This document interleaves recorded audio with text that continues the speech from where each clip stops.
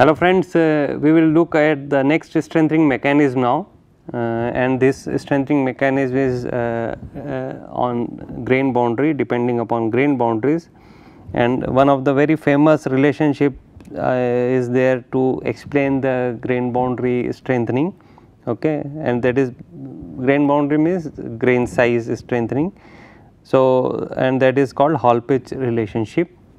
So, basically when you apply the shear stress, okay, so maybe there will be some source here, okay, and the source is emitting the dislocations, okay, when you are applying a shear stress like this, and this dislocation will move, okay, and when they see a barrier, grain boundary is a very strong barrier, okay. The reason is that suppose my dislocation is moving on a crystallographic plane like this, okay, in the next grain, okay, suppose this is the next grain, so this is my next grain boundary.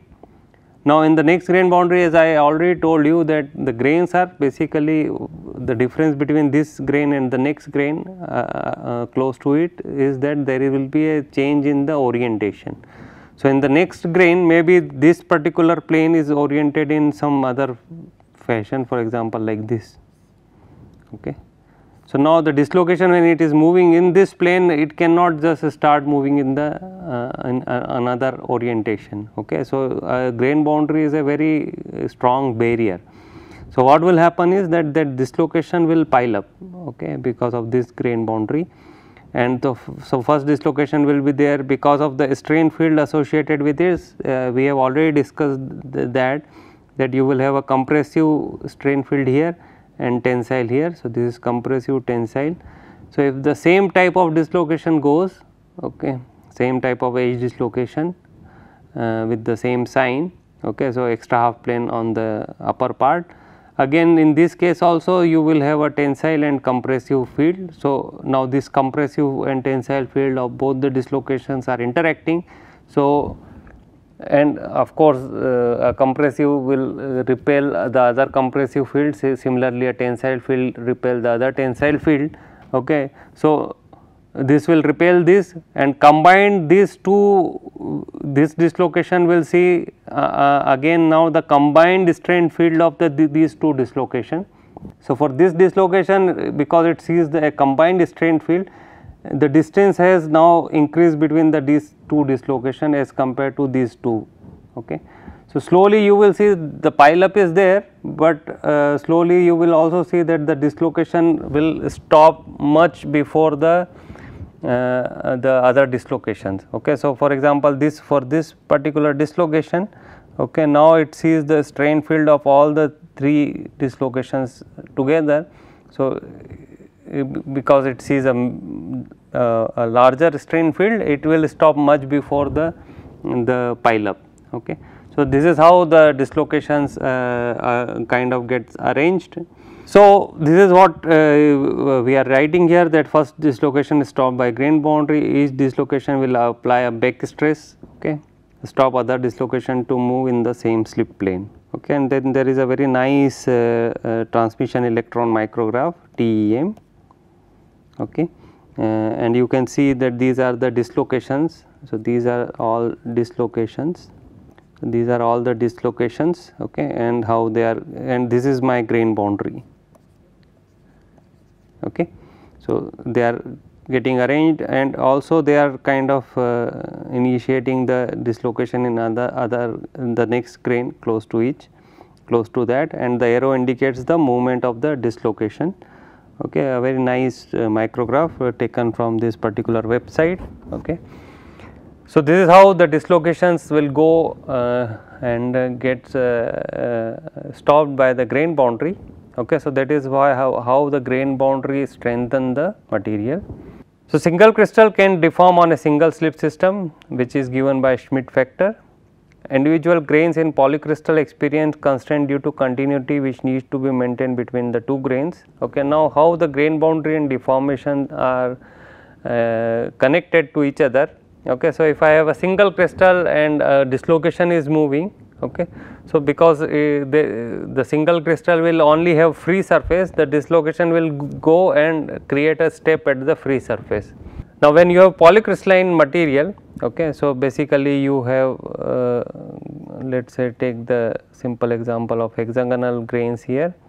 Okay. So, this is how the grains will be arranged close to each other. Okay. So, now if I deform this grain, okay, suppose it becomes elongated, it goes in this direction, suppose the deformation I am applying like this. Okay. Or in terms of shear stress, maybe it will shear in this direction. So, you will create a step in this direction. So, because after deformation I am not going to see any cavities in the material, it is going to be a continuous arrangement. Okay. So, that means that there has to be some constraint which has to be applied to maintain the continuity between this grain and this grain. Okay, because this grain will be deforming according to the Schmidt factor. If we take example of single crystal, if we consider each one of them a single crystal, it will deform according to where the Schmidt factor was maximum. So, maybe in this case it is for these planes, in this case maybe it is for these planes. Okay. In another case it is maybe for these planes. So, the deformation will be in different direction, but still they have to maintain a continuity across the grain boundary, so that you do not form any cavities. Okay. So, that kind of impose a additional constraint on the deformation when we talk about a polycrystalline material. So, multiple slip system are active due to this constraint. So, what happens is that instead what we have seen in the single crystal, that you have only one slip system satisfying the Schmidt factor, maximum Schmidt factor condition. So, that will deform. In polycrystalline material, actually you will have multiple slip system activated to maintain this continuity or to satisfy this constraint. Okay. And how many active slip system will be there? Okay, according to again a Taylor criterion is there, which says that there has to be 5 independent system are required to maintain this continuity or to satisfy this constraint. Okay. And if you do not have this 5 independent slip system, then the ductility of the material will come down. Okay. And that is why the FCC materials are very ductile, because they have 12 independent slip systems. Okay. And you just need 5 independent slip systems. In BCC, FCC, BCC of course does not have any slip system which satisfy the close peg condition, but at least it has more slip system then HCP, which has again 12, but out of those 12 only 3 satisfy the close peg condition, other 9 does not satisfy that. Okay. So, that is why FCC is very highly ductile. BCC comes in between the FCC and HCP. HCP is least ductile of these 3 crystal structures. Okay. So, to maintain this continuity, as I was just discussing, so you have a polycrystalline material like this. Okay. So, if I allow these each of these grains to deform independently, so there is no constraint. Okay. What will happen, that this will want to deform in whatever manner, it will go in this direction, this one would like to go in this direction, some other grain will like to go in any direction. So, what will happen is you will have in some cases you will have overlap, okay, and in some cases you will form the voids, because each one of them is independent to deform. Okay. So, for some grain maybe it would like to go in this direction, so there will be an overlap here. Okay. So, let us say there will be an overlap here, this one want to go in this direction, so there may be a void here. In this case I have an overlap. Okay. So, all these differences will be there. Okay. So, sometime you will have void formation is there, in some cases the overlap formation is there. So, what will happen is locally, to maintain this constraint, there will be some dislocation only to maintain the continuity. Okay. So, there will be 2 type of dislocations now, one which is required for the deformation as in single crystal. So, for a given deformation, okay, to maintain that deformation, what dislocations I need, okay, that I can get easily. The other is geometrically necessary dislocations. These are generated as a result of non-uniform strain in the crystal. At some places you will have overlap, at some places you will have void formation. So, to maintain this geometry, okay, so this geometrical constraint that it cannot have overlap, it cannot have void. Okay, so, to maintain that geometry, okay, additionally now there will be some dislocation to fill this void, there will be some dislocation to remove this overlap. Okay, so, these are the additional dislocations which are present in the material, and these are called geometrically necessary dislocations. And statistically stored dislocations are the dislocation which are required to do that deformation. So, if we look at strengthening from grain boundary, okay, you can give a relationship similar to what we saw in the single crystal. Okay, the tau is equal to sigma cos phi cos lambda, okay, and this cos phi cos lambda you can replace by sigma by m, okay, where m we are saying is an orientation factor which varies from one grain to another, and this is the inverse of a Schmidt factor.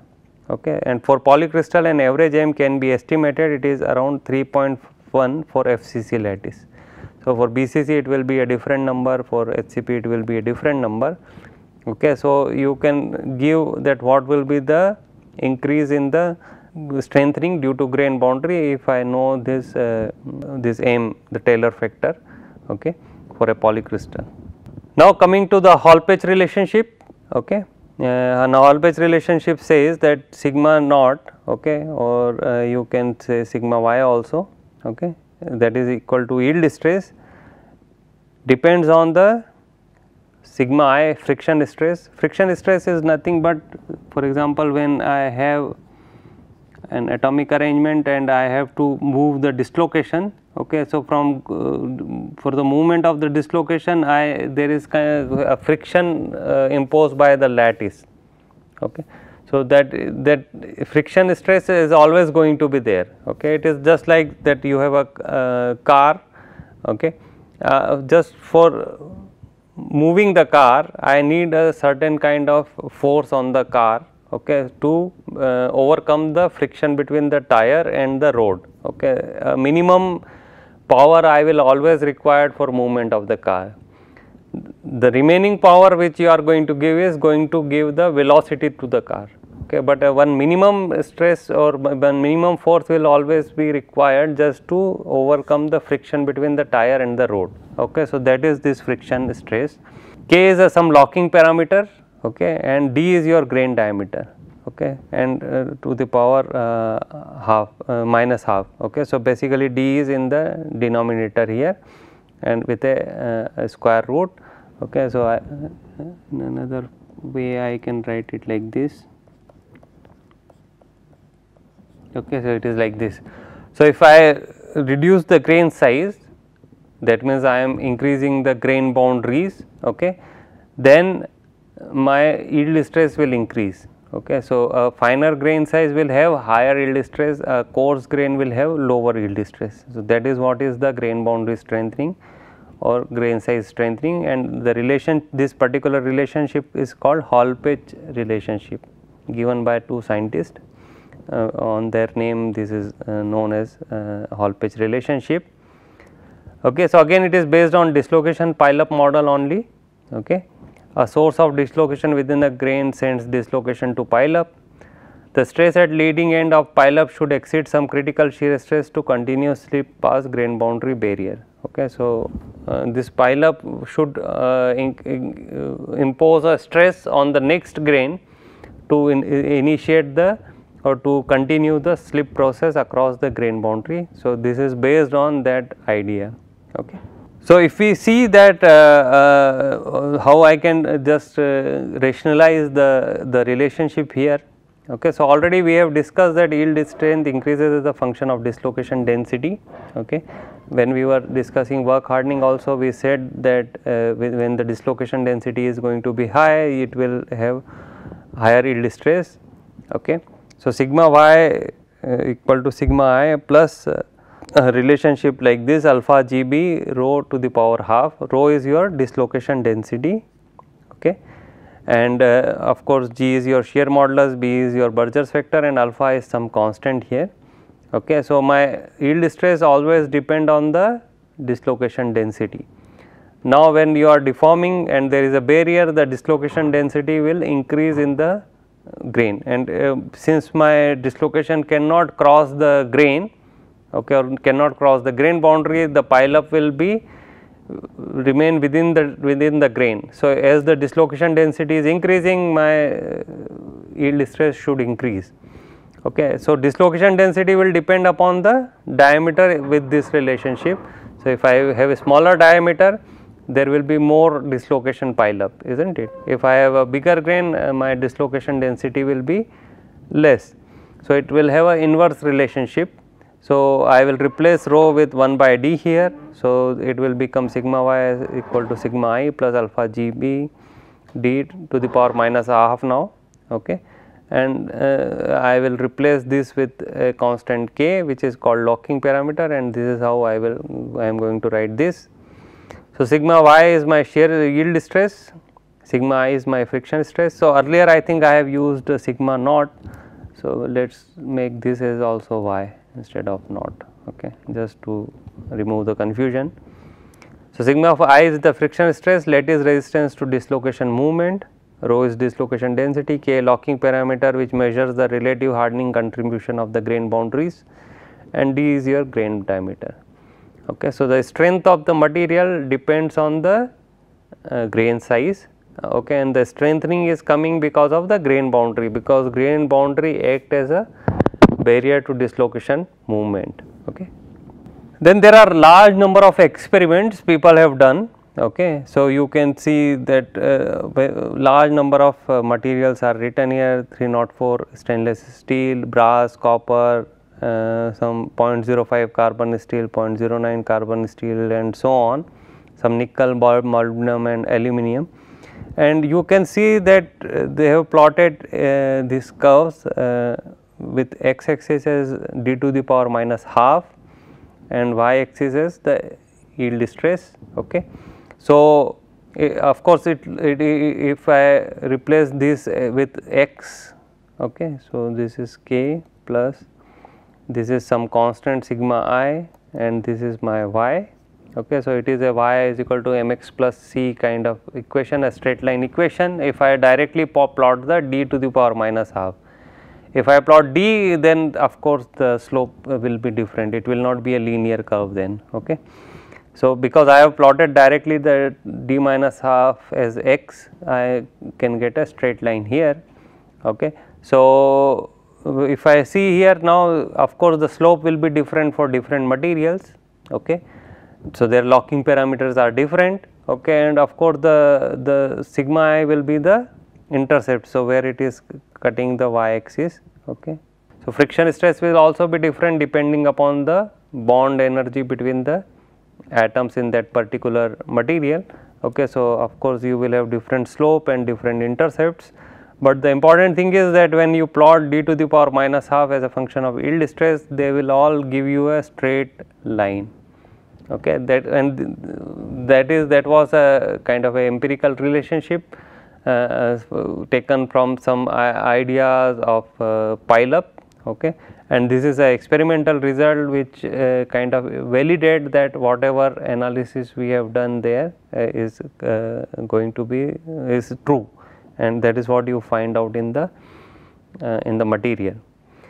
Of course, to have a grain size strengthening, okay, you have to have the grain size maybe in the range of, let us say, less than 10 micron. Okay. So, any size more than this, okay, you will not see the effect of the grain size on the yield stress. Okay. For very coarse grain, let us say 100 micron or let us say 500 micron. Okay. For very coarse grain material, if you want to see the effect of grain size reduction, it will not be very clear. Okay. When you start getting the grain size in this range, okay, then you will start seeing that the effect of the grain size on the strength. Okay, or if you compare 10 micron with 500 micron and 10 micron with 100 micron, you will see the effect. Maybe 500 to 100 micron, if you want to see any effect, you may not be able to see any effect of the grain size. Okay. So, this is your grain size strengthening. Okay. Thank you.